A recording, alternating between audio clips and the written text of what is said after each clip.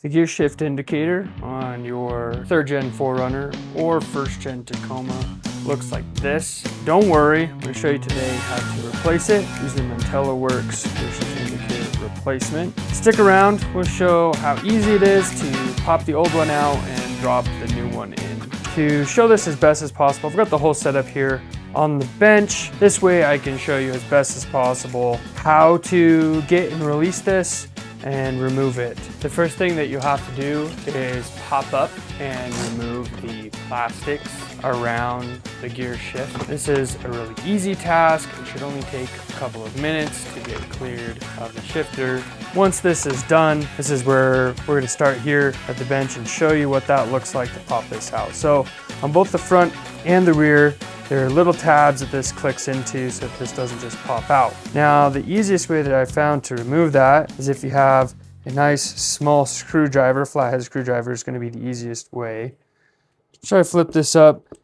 You can almost see where those are at. If you're inside the car, you should be able to reach up and feel right about here on the inside where that little tab is.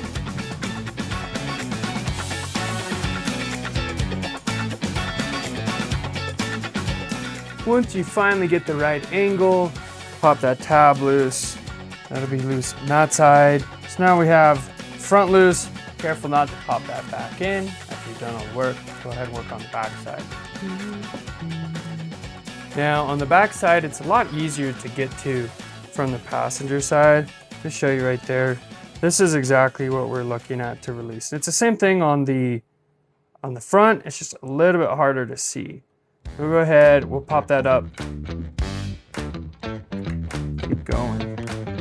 Again, just reach in, pop that tab, and then it should lift. And you see, lift free, we're good to go. Just like that, we got those two tabs released. Pop this right out. Go. It's good. It's all cleared. Now this is a good time if this light bulb's burnt out to replace it. Little tiny bulb. It's the same bulb that's used for the HVAC. Now, if you really struggle to get this out and you've got a new fresh one ready to replace it, it's not the end of the world if you snap these off.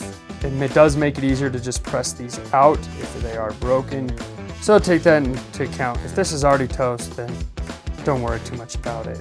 So then we're going to take a new replacement plate, line it back up into those slots, click it in, just like that, ready to go. Linked up, finally be able to make sure you now see your park, reverse, neutral, everything ready to go, clean again. Don't have to worry about that old faded indicator anymore. Now the last step of this project is to put all the plastics back together, click it all in, and you'll be ready to go.